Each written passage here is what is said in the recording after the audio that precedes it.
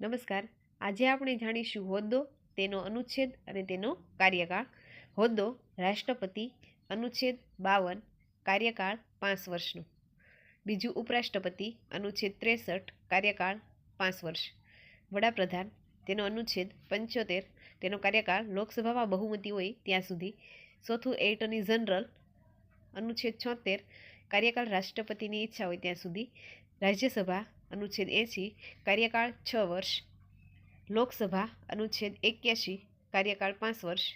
રાજ્યપાલ, અનુચ્છેદ 153, કાર્યકાળ 5 વર્ષ અથવા રાષ્ટ્રપતિની મરજી સુધી.